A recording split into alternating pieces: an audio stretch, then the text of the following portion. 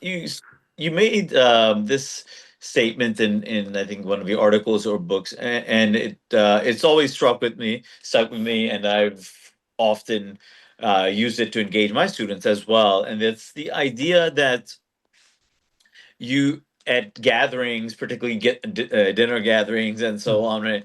Um, uh, you're always told to avoid two No. subjects: Mm. religion and politics. Mhm. And I love what you say to that is like, okay, if we're to avoid to that those two subjects, what really is there meaningful to speak about then? Mm. So Yeah. could you speak a little bit about that? Yeah, it's kind of ironic because those are the two most interesting and important subjects in the world. Why would you encourage people not to talk about them? They're not the Right. only things to talk about. Yeah.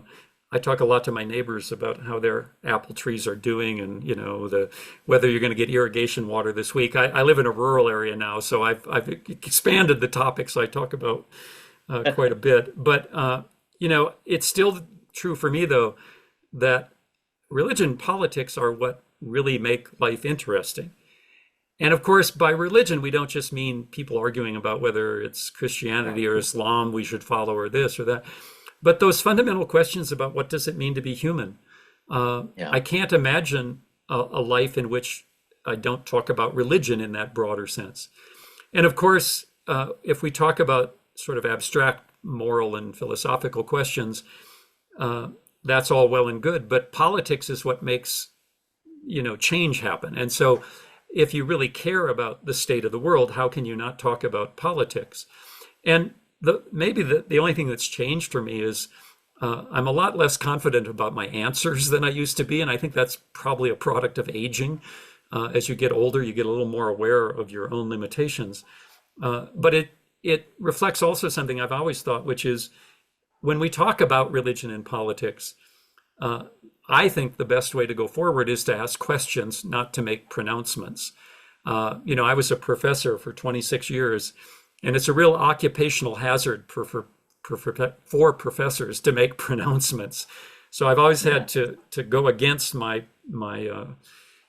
profession in a sense. But again, as I've gotten older, I find myself much more interested in asking questions about why people have come to the particular moral and political conclusions they have.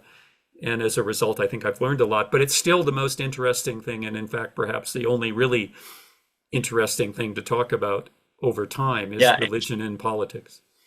And I think that Bob, this is not a question, but it's reading your work, particularly. I mean, even your latest work about the on debating and these issues and speaking about them. I think one of the major achievements of people who have been reading your work and engaged it is to be better equipped to Hmm. speak and engage with other people that may have different views, but at Yeah, least be able to have that engagement, yeah, which often results in transformation, mutual yeah, transformations, and so yeah, on. So I think that yeah, with these views, you also provide us the kind of the toolkit to kind of how to engage others yeah, on these issues, uh, to respectfully and in a way that takes them seriously as well and doesn't right, just condescendingly yeah. approach the other conversation partner. Yeah.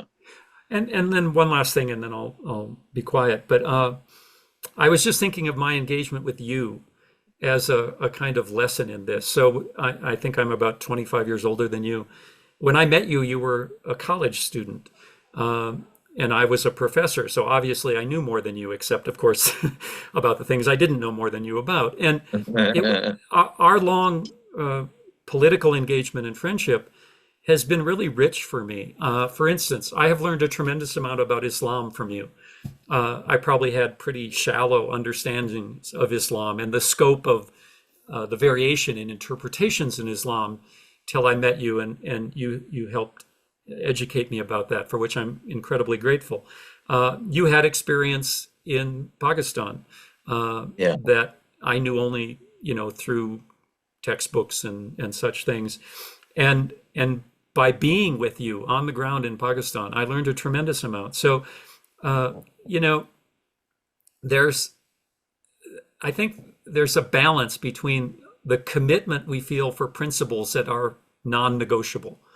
I have a Hmm. lot of principles that for me are non-negotiable. I'm not going to argue, for instance, about whether, well, maybe black people are really intellectually inferior to white people. Right. I have no interest in debating that, right? There are things Right. that are settled, but we also have to be open to that which we didn't know.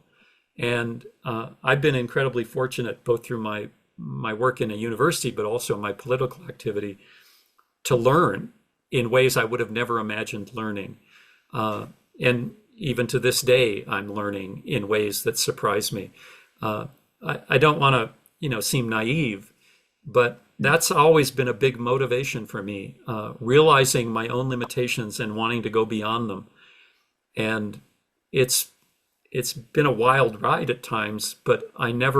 Right. I never regret the circumstances I put myself in which I did learn like that. So I think that's really important, especially Yeah, as we I get think older. I played a good trick on you, Bob, making you think that you were learning something from me while I was learning a lot from you. So Yeah. thanks so much for those words.